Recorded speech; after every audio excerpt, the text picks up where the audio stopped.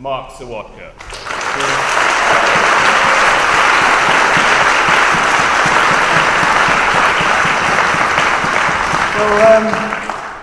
Thanks very much for that introduction. What a fantastic speech. And I have to say, it makes me realise why I always love coming to these meetings. I took a careful note of the tactics. And I shall be writing to my good friend Dave Prentice on Monday morning. I think I got rocket launchers. I think I got cutting the train lines. But in all seriousness, what a fantastic way to show us how the struggle that we're engaged on is international. The assault by capitalism is on workers right across the world. And that struggle of our comrades, the miners in Spain, really, I think, should give us inspiration. And I'm happy to say that, having talked to the comrade earlier on Tuesday when the PCS National Executive Committee meets, I will be proposing a substantial donation to the Miners' Fund.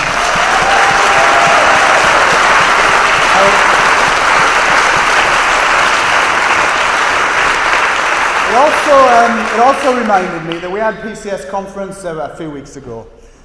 We had a comrade over from the Greek civil service trade union movement. And she absolutely electrified our conference. And I tell you what electrified the most was when she called for a European-wide general strike, uniting all workers across Europe to fight austerity. And what that told us, I think, was that the struggles that we have here in the UK, we need to ensure go from strength to strength, so that if we get to a time where we can internationalise those struggles, we do so from a point of view of being on the front foot in the UK. So I want to congratulate the organisers of this meeting. What brilliant timing for this meeting. Thursday we saw industrial action by the BMA. Friday we saw industrial action by comrades in Unite on the buses. Tomorrow we're going to see Italy beat England in the football. Sorry, that's a private thing. On Monday, we're going to see 50,000 PCS members in HMRC offices the length and breadth of the UK, striking against job cuts and against privatisation. And we've already seen in PCS that after the national pensions strike took place in May, that our members have not sat back and said, well, we have to wait now for the next wave of action. We've had some brilliant strikes in parts of the union that have really done us proud. The Department for Transport, where we've had driving examiners, we've had coast guards, we've had staff in the DVLA taking walkout action that we were told is amongst the best supported action that we have ever had.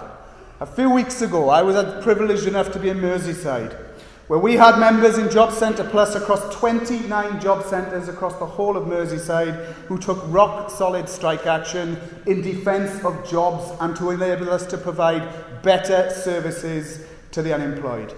And I'm also pleased to say that as we stand here, we are now balloting right across our members in the Home Office for sustained industrial action that is designed to cause the maximum disruption at peak periods. My advice, therefore, is if you haven't got a passport, don't delay, do it today. And my advice also is that if our action takes place at the borders and the ports in the run-up to the Olympics, what it will show when we see the disruption that it causes is you cannot cut public sector jobs and believe the service can continue as normal. And I hope that we win this ballot in the Home Office and we have rock-solid action on top of the action that we have already seen. Now, comrades, these are just some of the disputes currently going on in PCS. But what I really wanted to talk about here is how we see, with the scale of the threat that we face, taking this struggle forward, learning from what I think were the low points of the last 12 months post the November 30th strike action on pensions, and seeing how we are going to avoid those same mistakes in the period ahead. And I took great heart from the Twitter images that I saw during the week that Dave Prentice has smashed the pay freeze. I hope that that is a very serious commitment from Unison to be fully part of coordinated industrial action in the UK in the autumn. Because it seems to me that we have a government that by its nature is weak, a government that is stumbling from one problem to the next, that is absolutely ripe for the taking. Coordinated, sustained industrial action across the public sector and the private sector could absolutely defeat this government and stop them in its tracks. And that is the scale of the task ahead of us. And therefore, I think it means recognising that we've got to have a strategy both industrially and politically. And let me just say that in PCS we are now days away from the end of a ballot that I confidently predict here and now will be groundbreaking, in that our members, I believe, are about to give us an overwhelming endorsement, authority as a trade union to stand candidates in general elections and national elections and to support those who want to fight against austerity and against cuts. And I hope if that battle is won, and that ballot is won, that we will work alongside those who want to offer at the ballot box an alternative to the failed mainstream politics of our main parties. And therefore, my message to Ed Miliband is you didn't get it wrong on immigration. Where you got it wrong is on austerity, supporting the pay freeze, and seeking to demoralise people who look to Labour and who find them wanting time after time after time. We have never needed a stronger opposition in this country than at the present moment. And the reality is, Labour in opposition is pitiful. And therefore our task has to be to use every dispute that we have, every political opportunity we have, to say, absolutely proudly, without embarrassment, because it's right, and it is the right thing to say at the moment, there should be no cuts whatsoever in public spending across the UK, not a penny of public spending, because it makes the situation worse. We need investment, we need growth, which means we need to strike to defend jobs, not just in the public sector, where they are going now at the most incredible rate, but also we need to see more industrial action and campaigning, the type that we heard from earlier in terms of oil refineries, buses, on the railways, in order to ensure that our struggle is not just seen as public sector, it is for working class men and women, whether they're in the public sector or in the private sector. So our political challenge has to be bold, and it has to be based on giving people a real alternative. And that's why I think it is really heartening that we have this meeting when, despite probably the biggest intervention by foreign powers in a general election in any country in terms of what we saw in Greece, that is absolutely amazing that Greek people voted in such massive numbers, not for slower cuts, not for cuts not as far or as deep, but to reject austerity, reject the situation that the Greek nation has been put in by international finance, and to vote to fight back. And I wish we had more people like Syriza in Britain, and the sooner Labour get to learn that, the better. Now, comrades, I mentioned earlier the struggle needs to be political and industrial, and I think in that sense, it does all of us here on the left, those who are committed to fighting and winning, it is important to commit ourselves to analyse what has gone wrong in the pension strike, because we have to accept it all went wrong, and how we are not going to repeat those mistakes in hopefully the autumn of action that we are now working towards. And when I say it all went wrong, what I mean is that only in the UK, it seems to me, with the trade union leaderships that we have, could we go from one of the greatest days of industrial action we have seen in Britain on November the 30th to such a sellout of monumental proportions only 19 days after that action took place.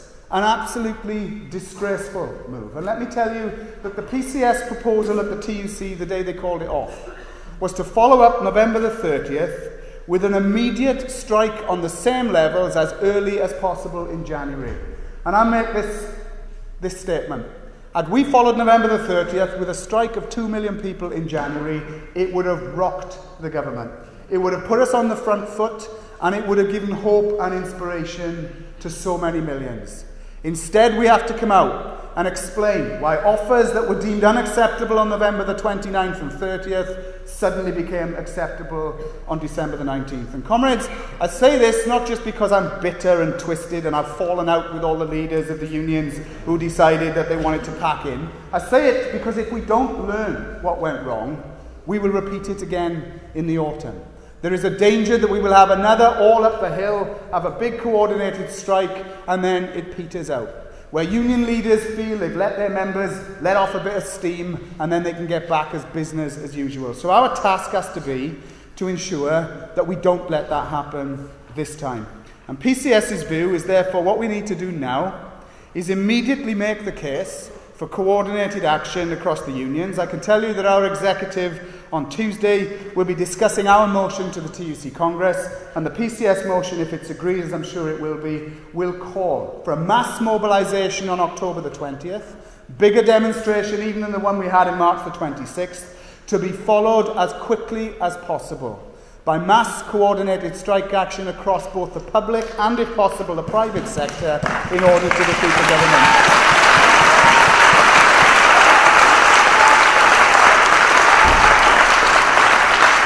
And what I think that means is this. We have to ensure there is far greater cooperation between socialists and rank-and-file activists across our unions. We have to ensure that this struggle is not contained to a few leaders of trade unions who can turn on and off at their will the scale of the struggle.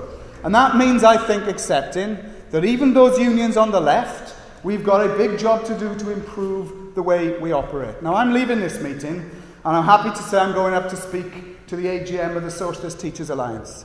And the reason I'm going to the AGM of the Socialist Teachers Alliance is that we can draw out the lessons about what went wrong, even between those unions who were most committed to further action.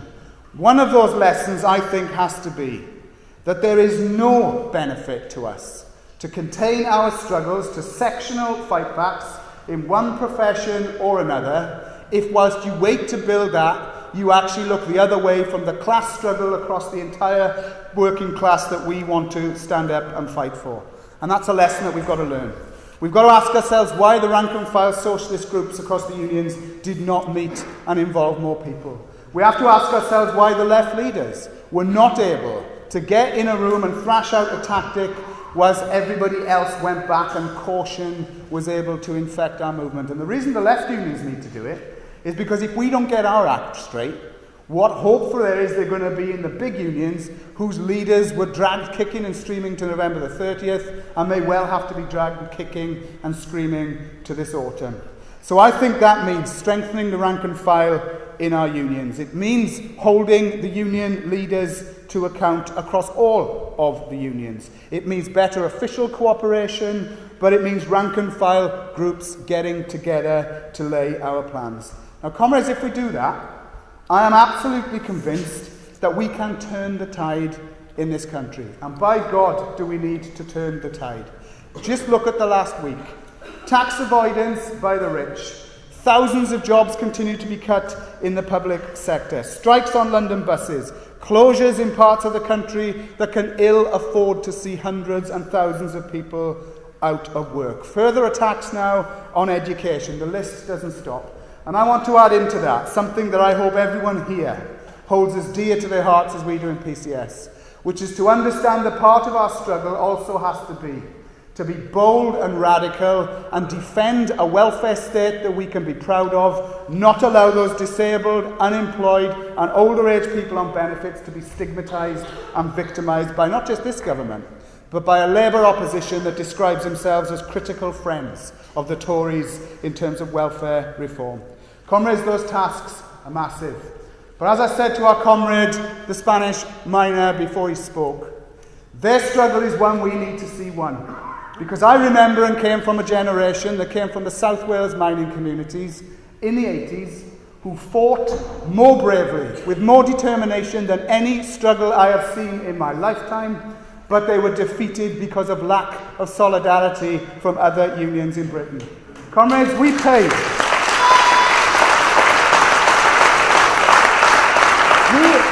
We have paid a price for that for decades, as new realism took hold, as the unions and the Labour Party have moved to the right.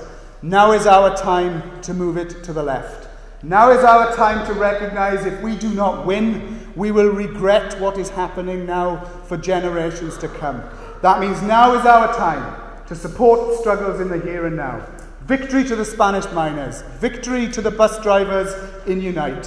Victory to our comrades who are fighting to keep the oil refinery open, and victory to public sector workers, fighting against a pay freeze, against cuts in their pensions, and against job cuts in the hundreds of thousands. If we dedicate ourselves to that, if we dedicate ourselves to learn the lessons of the last 12 months, comrades, we can move on to victory. And I tell you what, it's a victory that has never been more needed by the British working class than is needed now. Solidarity.